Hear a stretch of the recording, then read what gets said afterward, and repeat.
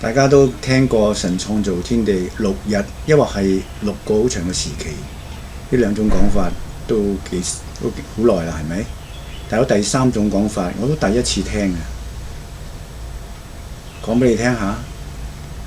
佢嘅講法就係觀察者所在嘅時空經過咗6日，但係嗰啲被觀察嘅嗰個時空呢，嗰啲景象呢，就唔知幾多日。可能係1000年，可能係幾百萬年都唔一定，可能都係6日都唔一定。總之兩個時空係唔一樣嘅。何以見得呢？嗱，我舉2個例子你聽下，就係你聽下，你覺得啱唔啱？喺第4日嘅時候，係咪做咗大光同埋細光啊？大嘅管晝，小嘅管夜啊？即係意思話，觀察者佢見到一個時空。係同時見到兩個大光，而兩個大光係出現喺晝或者出現喺夜。咁意思即係話嗰個時空係同時見到晝夜。咁係咪好似呢個咁樣啊？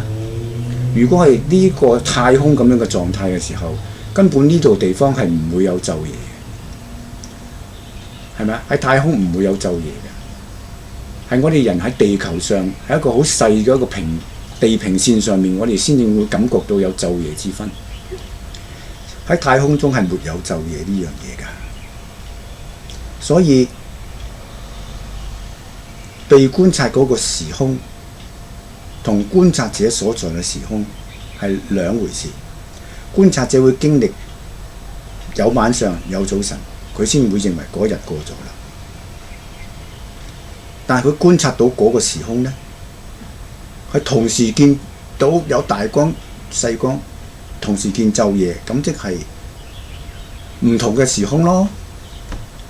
喺嗰度唔會有晝夜，唔會有晚上有早晨噶嘛。又或者另一種可能性，好似第一日咁樣，就係創造嘅第一日咁樣。佢話點㗎？嗰日唔係太空，嗰日萬物都未唔存，只係見到光與暗兩樣嘢，連太陽、月亮都睇唔到。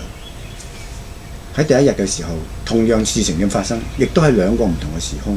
同樣地，觀察者見到光與暗，有兩個可能，因為聖經話神將光暗分開，點分開法啊？係咪咁樣？好似而家呢幅圖咁樣，一邊光一邊暗咁樣分開法？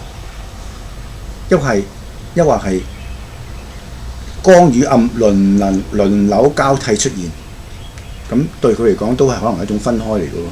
但係佢冇描述佢點樣見到啲咩景象，以致佢覺得佢被分開咗。但呢兩種可能性都啱，但呢兩種可能性所指向嘅都係代表住觀察者嘅時空同而家所被觀察嘅時空係兩個唔同嘅時空。因為觀察者嘅時空係會經歷晚上同早晨，佢先會覺得係一日過咗嘅。佢只係經過一次嘅晝夜交替，但係佢見到嘅時空就係一係就同時晝夜同時存在，一係就晝夜輪流交替。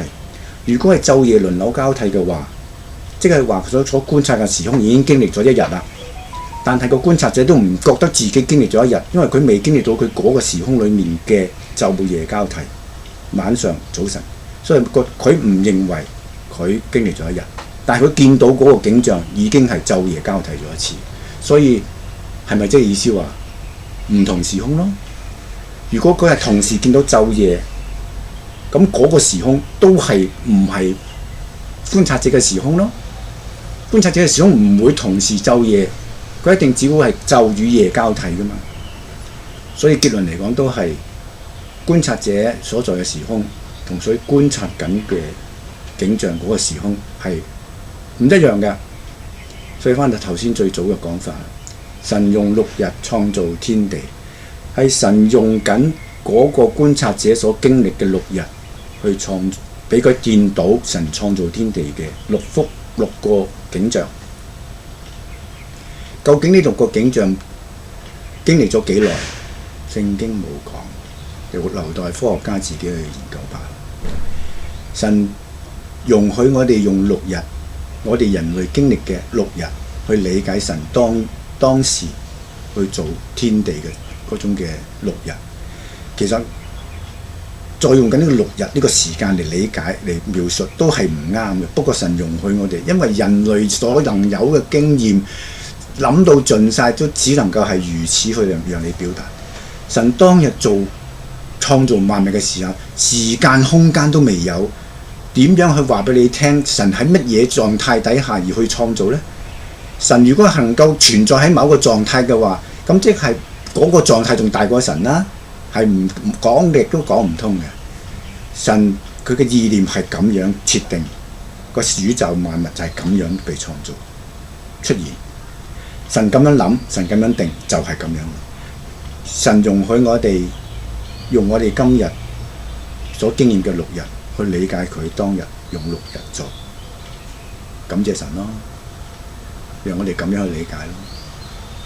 但係神嘅6日，所謂嘅6日，同我哋所經驗嘅6日差之共地，只不過係揾唔到任何其他嘅方法，或者我哋人類有限嘅經驗裏面，真係揾唔到其他嘅方式去表達、去理解，就讓你咁樣去理解啦。但係好多謝神，神透過呢個6日，佢話我哋預備安息日，第7日，用人類嘅經驗跟住鋪排，預備一個安息日俾我哋。呢度係以後再講啦。好啦，總括翻轉頭，你諗下第3種講法有冇道理？大家可以討論下。如果你揾到我，可以同我傾下嘅。下次有機會再見咯。